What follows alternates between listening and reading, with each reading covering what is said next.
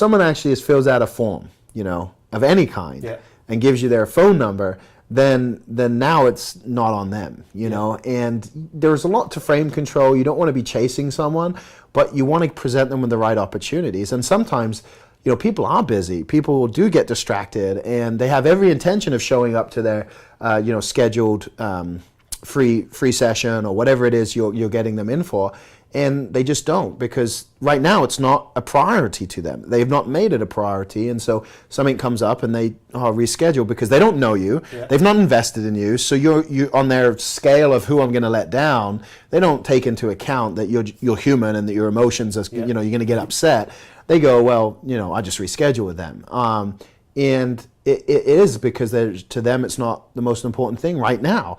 When it becomes that, when we're able to convert that mindset, when we get them to realize that, now all of a sudden the game changes and they chase you, and that's what you want. Yeah. And you'll hear a lot of people who don't do advertising. They run an invitation or referral only business, and they want their clients to chase them. Most people don't realize the investment they've made in making sure that people know who they are, or watch their videos. They put a lot of money into marketing. It's just not into, say, paid advertising. So either way, you're spending money to get that relationship and to build that.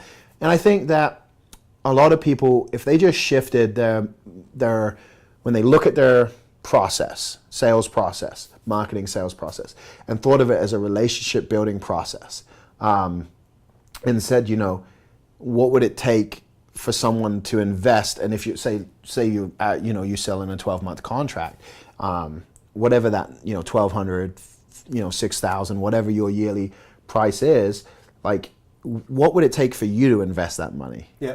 Because you're not going out and just buying something because, it came up on your radar. And I remember when the big launches were going on, 7 years ago now, but you'd run out and buy a $2,000 course. Yep. But the reason you bought it was because you'd been on someone's email list for 6 months, a year, and you've been digesting it, and then they come along and they say, hey, I recommend this other product to you. Yeah, I'm going to give you all these bonuses of my stuff. And they sweeten the deal, and so it was like a no-brainer. But it wasn't like you just saw it and bought it. Yeah, no. There was all this buzz, there was all this excitement, and so you have to think of it like, even if you have an ongoing service that's open all the time, people naturally respond to scarcity. They naturally respond to deadlines.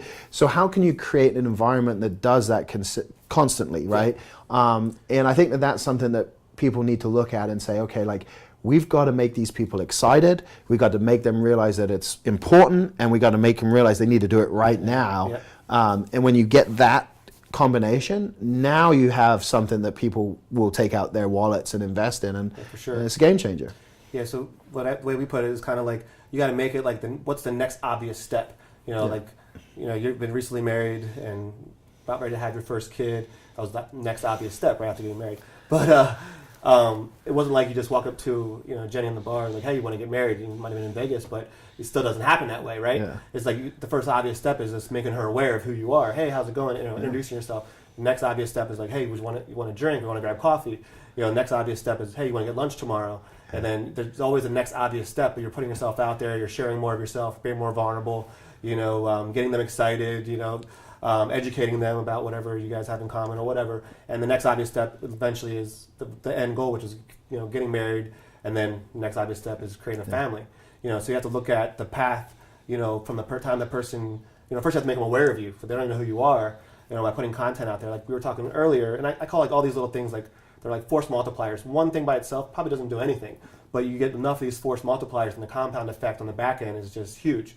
So like we were talking about earlier, somebody might see your awareness ad in the newsfeed, never heard of you before, but they might see that their friend liked it or whatever. Instead of clicking on the ad and opting in, they're probably going to click on your fan page. They land on the fan page, and there's like 235 fans, and the last piece of content on the fan page was like 3 months ago. They're like, are these people even open anymore? Was I supposed to see this ad? Is this like an old ad? And they're probably not going to click on it. Plus, if there's like maybe like no reviews on there, and but on the flip side is if they click on that and they land, and there's like a cool video, and they hit play, and like, wow, that was really cool. Then they see this other thing, they see like 35 5-star reviews. They're probably going to go back to the ad, click on it, opt in for whatever it is, and you can start that that relationship and move them along to the next obvious step, and eventually leading to the next obvious step being taking out their credit card, and paying you. But Most people want to do some general targeting, women between 30 and 55, 3 miles range. Run it, click on the ad, buy, come in, buy, and it just doesn't happen that way.